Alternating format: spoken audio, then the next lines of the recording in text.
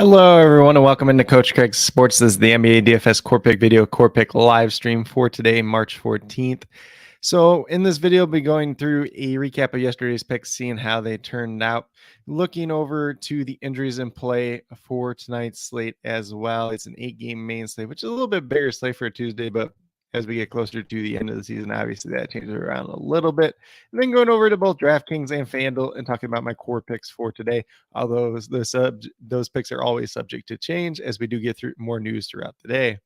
But without further ado, we'll take a look back at yesterday's picks. At the point guard position, we had Killian Hayes at $5,700. We were looking for 29 points on. We got a 30.75, so he ended up being a hit yesterday. At shooting guard, we had Andrew Nembhard at $5,000, looking for 25 points on. Got to 29.5, so he was a hit as well.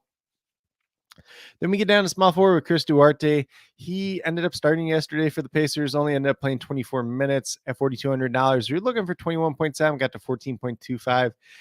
The 24 minutes, mainly scoring in this game, did end up being a blowout. You know, if the game's more competitive, he probably gets about like 8 more minutes and probably pays off at his price tag overall. Then at power forward, we had Maxi Kleber, $3,500. One of the guys I really liked yesterday, too. Unfortunately, did not get there. We were looking for at least 18 points at him. Got to 9.25. He was a mess. Played 25 minutes off the bench. There was no Christian Wood. But he only went 0 for 3 shooting from the field. Didn't do a whole lot. A couple of rebounds, a couple of blocks, but nothing else other than that. So that was a really unfortunate day yesterday for him. And then last but not least, at the center position, went with Isaiah Jackson at $4,600. Was looking for 23 points on, got 23.5, so he was a hit. Obviously, could have been a little bit better, but still a hit regardless. So a little bit of hit or miss day on the DraftKings side. If you had some other decent plays, you still had a chance of cashing. Might have been a little bit more difficult yesterday, though. And I will say, too, it was really the Pistons' value that paid off more than the Pacers' value in that game, since the Pistons did blow them out. There's a couple blowouts just in general, too, as well, even that Timberwolves game as well. And then on the FanDuel side, we had Killian Hayes once again at $6,400, looking for 32 points. Got to 28.7, so he ended up being a miss technically on the FanDuel side. Obviously, that game was a little bit of blowout as well. I forgot to check how many minutes he actually did end up playing. At shooting guard, we had Andrew Nembhard, $4,900, looking for 25 points on. He got to 27.3, so he ended up being a hit as well. Then we had his teammate Buddy Hield at small forward, $6,500, looking for 33 points on. We got to 24.6. He unfortunately was a miss yesterday. Only played 22 minutes. That game was a blowout. 3 for 12 shooting from the field, so not his best shooting performance either. And then at power forward, we had Isaiah Jackson once again, $4,600, looking for 23 points. I'm got 25.2, so he is a hit. At center, you know, early on in the day, I had John Collins. Was hoping there would be a better option available. Obviously, there ended up being better options due to his performance, but was looking at some Naz Reid if Rudy Gobert ended up missing. Gobert ended up playing, and Naz Reid actually ended up missing, oddly enough. John Collins, $5,000, got to 14 points. Unfortunately, we were looking for at least 25 out of him. Miss. He played 27 minutes, 2 for 6 shooting from the field and a blowout as well on the wrong end of that blowout versus the Timberwolves. So should have been a game that was very conducive to him. I did put in his price pick, a fantasy over as well at 21.5. And unfortunately, he just kind of laid an egg yesterday. So you'll have that happen from time to time, especially later on in the season. But, you know, we got 2 out of 5 on the FanDuel side, 3 out of 5 on the DraftKings side. If you had some other decent plays to go alongside both sides, you had some chances of cashing, but a little bit more difficult yesterday. But with that being said, we're going to get out of the recap. We'll get moved over into the injuries and play for today's slate. So let me get that brought up here. And once I do get over here, I'm going to refresh page 2 since it's been a couple minutes since I have brought this page up. So we're refreshing it right now. 8-game main slate. Once again, we got 2 games starting at right at 7 o'clock. And I know we did just recently get some news right before I went on stream today. So for the Pistons side, they are on the back-to-back, so just kind of take everything with a grain of salt. But still have Marvin Bagley, Hamidou Diallo, and Isaiah Stewart listed as out. Jaden Ivey, Alec Burks, and Bojan Bogdanovic. All this is questionable. Bogdanovic, pretty sure that he's not playing for the rest of the season anyway, so kind of rule him out. But we'll get some updates in about 2 hours or so when we do get that update for the back-to-back games. Then on the Wizards side, we got some big news very recently that Kyle Kuzma has been ruled out for tonight's game. So there is some value that's going to open up here, whether it's Denny Advia, Corey Kispert, or someone else on their team. Advia would be my favorite play out of the 3, though, or technically the 2 plus somebody else. And then Xavier Cooks, who they recently signed, still listed as out. Taj Gibson, Johnny Davis, both listed as questionable, but not major factors for DFS purposes. You'll see a small bump in usage for Bradley Beal and Kristaps Porzingis without Kyle Kuzma in that starting lineup, though. Then for the Cleveland Cavaliers, Jared Allen's out once again. Last game we saw Lamar Stevens start. We'll see if that's the same case this time around or not. They have not been playing Dean Wade, most notably as of late, which is kind of weird because it seemed like that was the reason they got rid of Kevin Love, was to play him more. But I'm not the coach of the team, so we're not going to talk too much about that. But Cavaliers guys are going to look a little bit better. Evan Mobley, Mitchell, Garland, they all look a little bit better as well. Karis LeVert off the bench looks okay on DraftKings. A little bit too expensive on the FanDuel side, though. For the Charlotte Hornets, we got Cody Martin and Mark Williams out once again. At this point in time, Kelly Oubre is listed as probable. I believe it was the most recent game that he missed. If he doesn't play, Dennis Smith Jr. would become in play, but if he plays, obviously would not play Dennis Smith Jr. tonight. For the Denver Nuggets, Colin Gillespie, Zeke Naji, both out once again. Not major factors there. Jamal Murray listed as questionable at the point guard spot. If he's unable to go, you're going to see, obviously, Nikola Jokic get a small bump.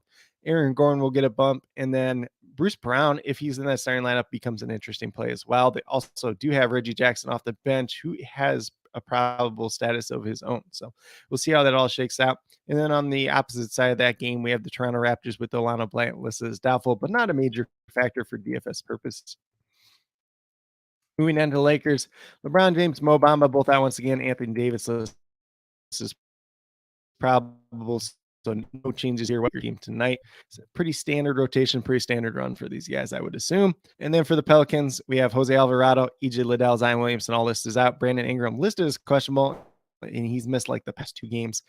So we'll see if he's good to go tonight or not. If he doesn't go, I have some interest in CJ McCollum. I have some interest in Jonas Valanciunas, some interest in Josh Richardson, and a little bit of interest in Trey Murphy, although his price has really bumped up over the past week. For the Orlando Magic, we have Franz Wagner listed as questionable once again. He's sprained his ankle yet again, but it seems like every time he does that, he ends up. I'm not too worried about him if unable to go. We'll see who starts in this place tonight. There'll be some minutes opening up, and the guys look pretty interesting situation.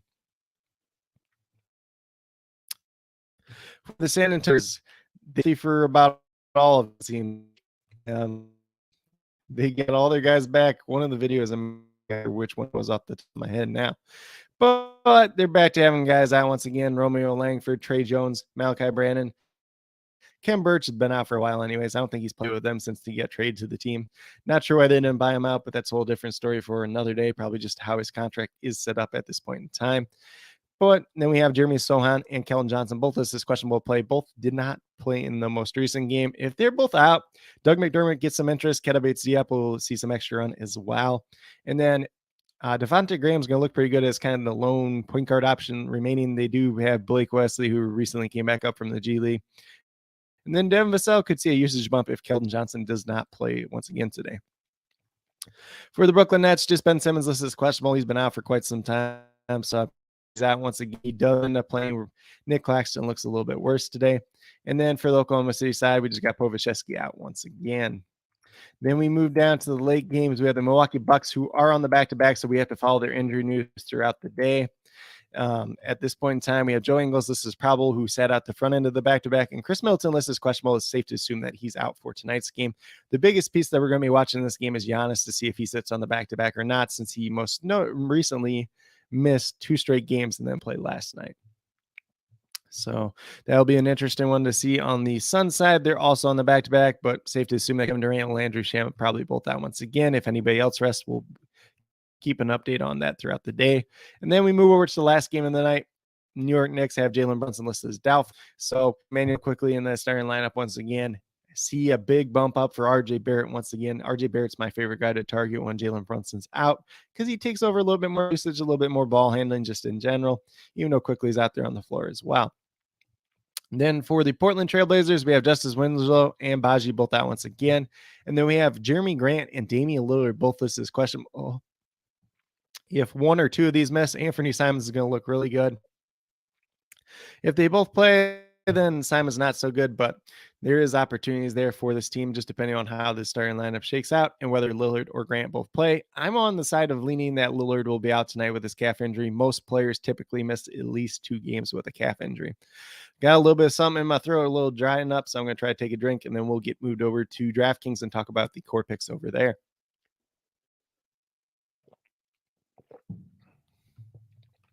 So let me get out of, well, give me 1 second here. I think we're going to run down the major injuries for today that we'll be watching throughout the day. Damian Lillard news, as well as Jeremy Grant. Chris Middleton, safe to assume that he's out, but we'll watch Giannis to see if anything changes with his status throughout the day. We'll see if anything else changes with the Phoenix Suns team on the back-to-back as well. The Spurs news here. Franz Wagner will take out on as well. Brandon Ingram is going to be another big one. This Pistons team is going to be a very big one as well. And then Jamal Murray. Those are the main ones that we're going to be watching throughout the day. But as always, I'll be updating injuries down in the comments throughout the day. So definitely be sure you're checking up on that throughout the day and as we get closer to lock. So I'm going to stop sharing the screen here. A little bit of a lag at this point in time, so I do apologize for that. Going over to DraftKings, talking some core picks for today. At the point guard position, I went with Devontae Graham. He's $5,000. Good matchup tonight against the Orlando Magic. The Spurs team is pretty banged up. If Kellen Johnson and Jeremy Sohan both miss, there is more usage to go around. And, Jeremy Sohan, and Devontae Graham would be somebody that would soak up some of that usage. You would assume should have a decent assist rate in this game overall. There is opportunities there for him, especially minutes wise. Looking for 25 points out. We saw earlier this year where he's getting closer to 30 points per minute when he is starting and playing decent sized minutes. Currently, I'm projected for 26, 27 tonight, but does offer a little bit of upside for more, especially given this matchup that should be pretty back and forth since both these teams are not the greatest. At shooting guard, I'm going with Anthony Simons at $6,900. I'm assuming Damian Lillard does not play tonight. If Jeremy Grant also doesn't play tonight, Simons is going to look even better as long as that game doesn't end up in a blowout, which kind of happened the last time out, unfortunately. But Simons, you're looking for 34, 35 points out at $6,900. Currently, I'm projected for 36 points, but definitely does have a ton of upside for more. Then at small forward, we're going with RJ Barrett. Kind of mentioned him when we were talking through the injuries. He's $7,000, 3,500. Or so we're looking for 35 points at him, averaging, 31 and a half on the season. But Jalen Brunson coming to town really affected him overall. But when Brunson's not on there in the court with him, sees a little bit of a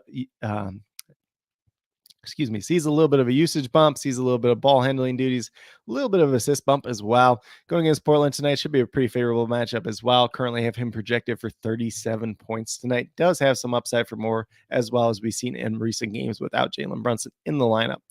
Then at power forward, we're going with Eugene Umaruri. I think that's how you say his last name, $3,800. Should probably start again for the Pistons. Looking for 19 points down. I got him projected for 21 points tonight, so he looks like a decent play. They don't have a lot of guys left, obviously pending some of that injury news that we are waiting on to get in a couple hours. So he looks like a decent value overall today. Played pretty well last night as well. Then at center, we're going right to Nick Richards. Mark Williams is out once again, so he should eat up a ton of the center minutes. $5,000, looking for 25 points down. Currently, I'm projected for about 28, 29 on the DraftKings side tonight.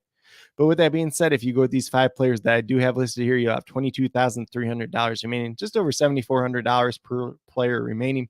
Looks like kind of a balance build at this point in time, but we'll have some values that do open up throughout the day. And then we can obviously pay up for some higher priced options, whether it's a Giannis, a Nikola Jokic, a Anthony Davis, Damian Lillard, if he ends up playing, probably not going there myself personally.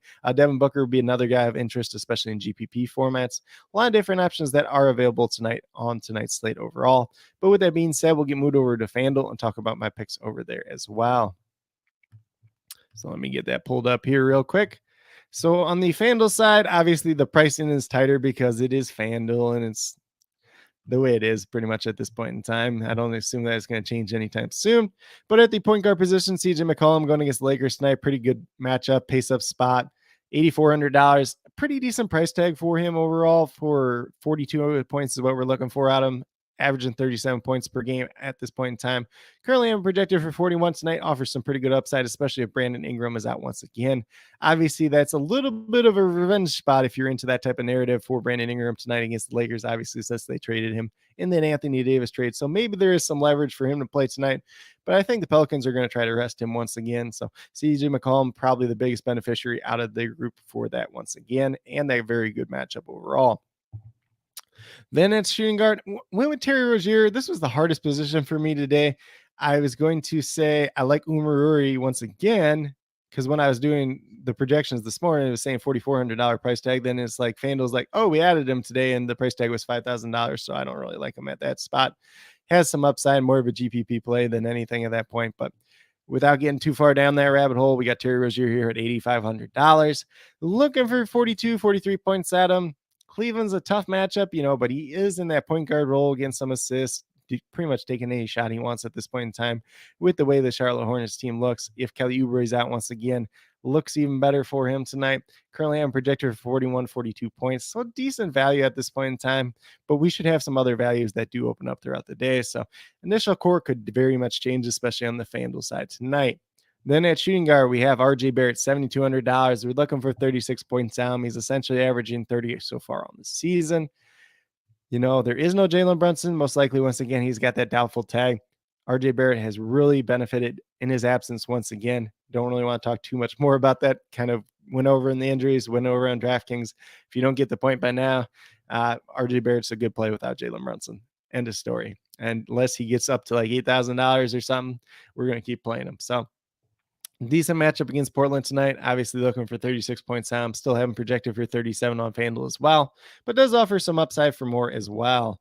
Then at power forward, not a pretty play whatsoever, but we got Lamar Stevens here at $4,000. If he plays the solid minutes once again, going to be very interesting. You're only looking for 20 points down. I got him projected for 21, 20, or I got him projected for 20 to 21 points tonight. Goes against Charlotte, so it is a pace-up spot as well. There should be a couple extra possessions.